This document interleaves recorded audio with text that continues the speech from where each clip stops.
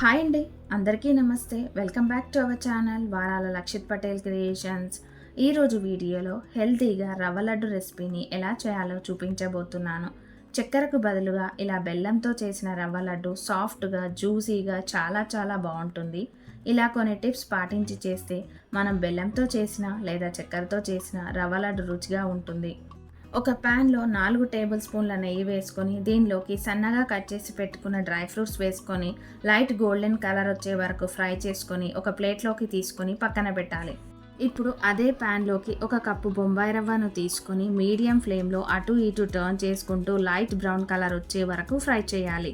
మనం రవ్వని ఎంత బాగా ఫ్రై చేస్తామో రవ్వ లడ్డు టేస్ట్ అనేది అంత బాగుంటుంది. ఈ రవ్వ ఫ్రై కావడానికి మనకు దాదాపు 7 నుంచి 8 నిమిషాల సమయం పడుతుంది.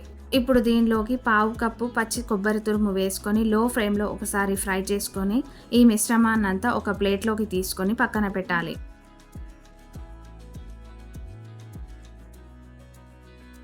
ఇప్పుడు అదే ప్యాన్లోకి 3/4 కప్పు బెల్లం వేసుకొని కొన్ని నీళ్లు పోసుకొని బెల్లాన్ని కరిగించాలి. మీరు గనక మన ఛానల్ని ఫస్ట్ టైం చూస్తున్నట్లయితే ఒకసారి ఛానల్ని విజిట్ చేసి మేము పోస్ట్ చేసిన వీడియోస్ని చూడండి. ఈ వీడియోస్ కనుక మీకు యూస్ఫుల్ అయితే ప్లీజ్ లైక్ చేసి ఛానల్ని సబ్స్క్రైబ్ చేసుకొని పక్కనే ఉన్న బెల్ ఐకాన్ని క్లిక్ చేయడం వలన మేము వీడియోస్ పోస్ట్ చేసిన వెంటనే మీ మొబైల్కి నోటిఫికేషన్ వస్తుంది. బెల్లం కరిగిన తర్వాత ఒకవేళ ఏమైనా డస్ట్ పార్టికల్స్ ఉంటే ఒకసారి వడగట్టుకోవాలి. బెల్లం కరిగిపోయి ఇలా నురగ వచ్చినప్పుడు స్టవ్ ఆఫ్ చేసుకోవాలి.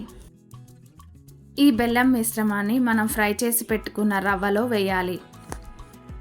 బెల్లం రవ్వ లడ్డూలకు బెల్లం పాకం అవసరం ఏమీ ఉండదు. బెల్లం జస్ట్ కరిగించుకొని ఇందులో వేసుకుంటే సరిపోతుంది.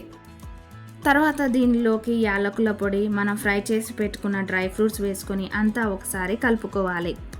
ఈ మిశ్రమం గోరువెచ్చగా ఉన్నప్పుడే కొంచెం చేతికి నెయ్యి అప్లై చేసుకొని ఇలా రవ్వ లడ్డూలుగా చుట్టుకుంటే ఎంతో టేస్టీ మరియు రుచికరమైన రవ్వ లడ్డూలు రెడీ అయిపోతాయి. ఇలాగే మిగతా అన్ని రవ్వ లడ్డూలను చుట్టుకొని ఒక ప్లేట్లోకి సర్వ్ చేసుకోవాలి. ఒకవేళ ఈ రవ్వ లడ్డూల మిశ్రమం గట్టిగా ఉంటే కొంచెం నెయ్యి కానీ లేదా పాలు కానీ పోసుకోవాలి. చూసారు కదా బెల్లంతో రవ్వ లడ్డూలను ఎలా ప్రిపేర్ చేసుకోవాలో. వీడియో నచ్చితే లైక్ చేయండి, మీ ఫ్రెండ్స్ అండ్ రిలేటివ్స్కి షేర్ చేయండి. మరిన్ని ఇంట్రెస్టింగ్ వీడియోస్ కోసం మన ఛానల్ని సబ్స్క్రైబ్ చేసుకోండి. Thank you for watching. మరొక వీడియోతో మళ్ళీ కలుద్దాం.